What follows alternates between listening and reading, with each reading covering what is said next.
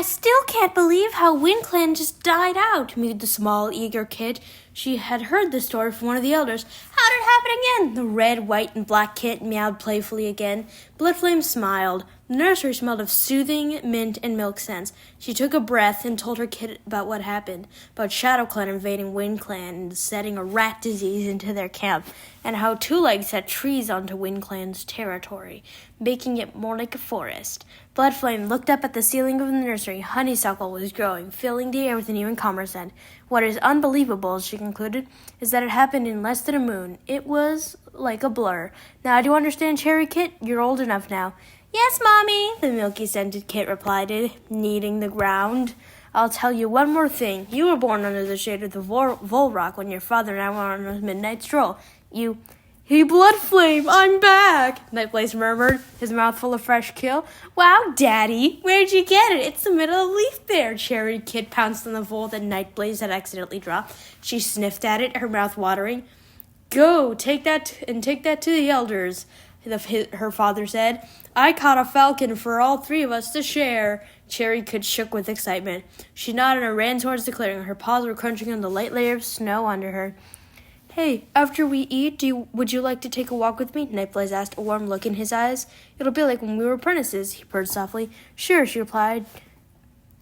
Damn it. Cherry Kit bounded happily towards her parents. I've never tasted falcon before. What is that? Just wait and see, Nightblaze meowed. He licked her between the ears, got up, trotted over to a bush, and pulled out the biggest bird Cherry Kit had seen. He laid the bird in front of Bludflame and Cherry Kit and lied down next to them. Warmth came off, relaxing them. After they were done eating, Bludflame got up, padded to the warrior's den, and returned with Beach Song. What kind of goddamn name is that? Cherry Kit bounded happily over to her. Bludflame explained to her that Beach Song was going to watch over her while she and Nightblaze went on a walk. Cherry Kit responded with a curt nod. There was a small sparkle in her yellow eyes. Be good, Bludflame said while listening to Cherry Kit before walking right outside. There was like ice on her silky fur. She shivered. Let's run. I'm already freezing. Nightblaze nodded. He tensed his muscles and then charged. Despite his large size, he ran right past Bludflame. He looked back at her and leaped. His heart pounded loudly when he realized that he had landed on ice and not the ground. He skidded around helplessly, his paws sliding around like fleeing prey. Eventually, he sucked his claws into the hard ice, ending his slipping and sliding. Then he realized Bludflame was way past him by now. He grinned, kicked out his hind legs, and cleared the rest of the frozen river in one leap. He heard Bludflame snicker. Bludflame noticed that he was gaining on her once again. This time, he slowed down enough to match her pace. They passed Volrock and the old abandoned tree. She stopped and sniffed the air. They were getting near the ThunderClan border. She turned her head sideways and sniffed the air again. A dark shadow caught her attention. What is this? She looked puzzled. Something was drawing her towards the pile of rocks. She pushed some snow off the pile of rocks. I smell cats. Faint sense of a ThunderClan cat and WindClan cat. Should I go check it out? There seems to be a tunnel, but it's covered by rocks. The feeling of longing grew inside her even more with each passing moment. I feel like there is something important in here. I don't know exactly what it is, though, she shivered. I want to go check it out. No, there could be foxes down in that hole. Ooh. Or even worse, badgers. Nightblaze looked worrisome. I didn't send any foxes or badgers, though. Now help me move these rocks. It looks so small, only an apprentice or kid could fit, Nightblaze meowed. But okay. Oh, really? Yeah, wanna bet? She challenged. She grinned playfully. She took a deep breath and slowly dragged one of the top rocks away from the hole. Nightblaze pulled frantically, but he couldn't move it. Here, she mewed, helping Nightblaze. Why was she all of a sudden so strong? Then after they removed a few more, the entrance was completely clear. Now, she murmured as she squeezed herself into the dirt hole. I'll widen it for you. Dirt came flying out of the tunnel, splattering Nightblaze in the face. He just shook it off. It's clear. Come in, she announced happily. Nightblaze wriggled and pushed. It was no use. He sighed, his breath fogging in the cold air. He heard a bit more digging.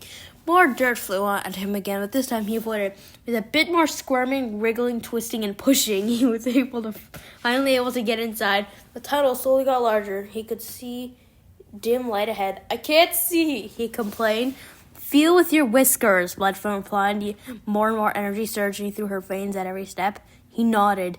After a while, they reached an opening. There was a small hole in the top, allowing for light from the setting sun to shine in. There were small streams, several fox lengths ahead of them. It was completely clear, and in the middle of the leaf bed, a rose bush was growing. Nightblaze bounded over to pick the most beautiful one and gently laced it into Bludflame's fur. She gave him a lick on the shoulder. The light from the sunset made the water glitter. "Hey, come look at this!" meowed Nightblaze, and he put his paw on her, giving, and here, Pooh.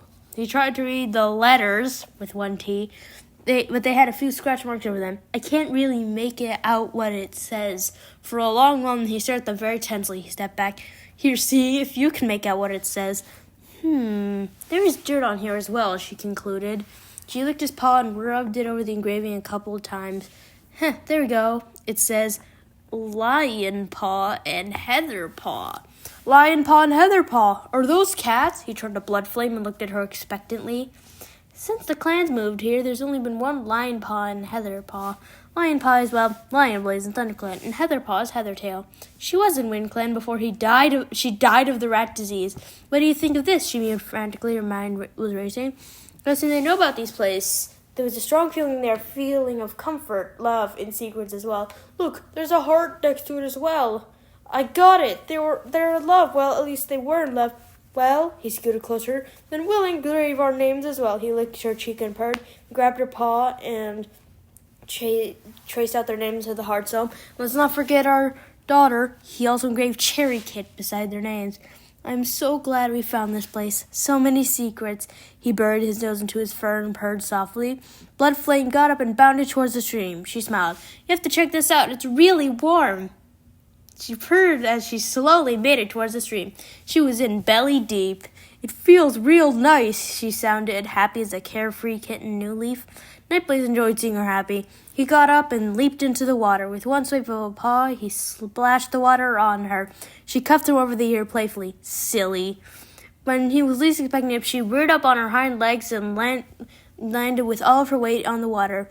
Nightblaze was completely soaked. He shook it off and giggled. All of a sudden, Bludflame froze. Her blood ran cold when she suddenly realized she was running through the snow-covered forest, but she wasn't moving. What was this? She heard Cherry Kit's mew and instantly knew what was happening. She was seeing what Cherry Kit's seeing. But why? She stopped and sniffed the air, trying to follow someone's scent. She was past the old abandoned rock when she heard Beach Song frantically screaming Cherry Kit's name. She continued on as if she didn't hear a word. Screaming went away and a new vision broke her thoughts. She was paralyzed and couldn't move. When she snapped out of it, she coughed as though she was still drowning. Bludflame, are you okay? What just happened? His worried mew was cut off as Cherry Kit bounded into the stream. Mommy, Daddy, I found...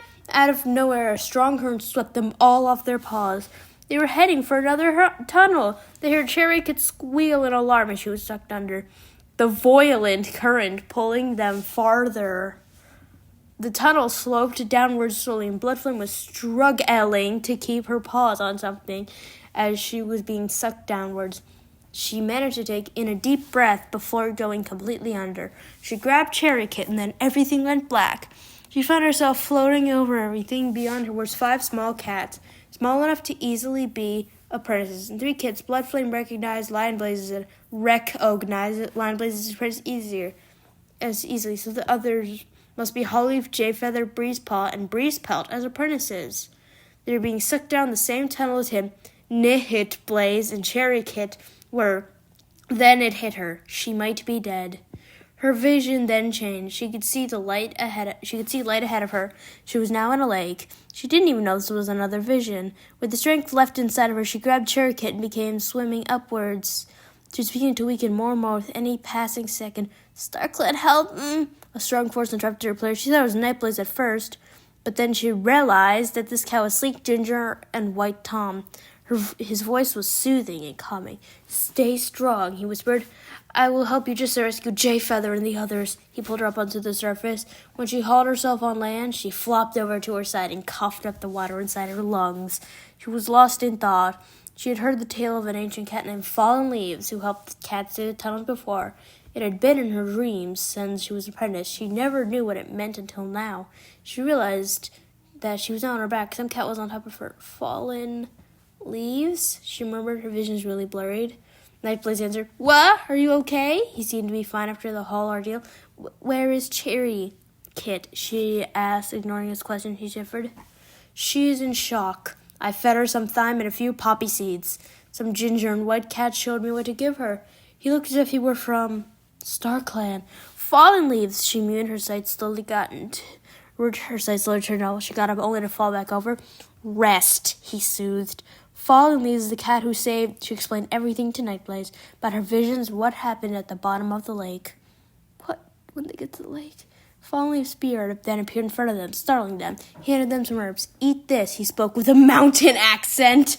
"They will cure you," he said. He then silently faded away. His star figure disappeared completely, leaving them by themselves.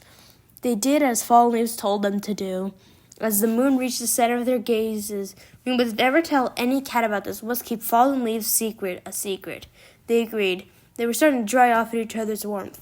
Bludflam licked Cherry Kid to warm her up. She picked up her kid gentilely and then patted Bewar's camp. "I'm really glad you're okay," Nightblaze licked her numerous times. "You sure you're okay?" he asked again. Since she was carrying Cherry Kid, all she could do was nod and purr. No one had expected anything abnormal happen that night when they looked at the camp. Beach Song bounded up to Bludflam and Cherry Kid. "There you are. I'm so sorry," Cherry Kid got out of my sight. "Just turned my back to 1 second to talk to someone, and then she was gone.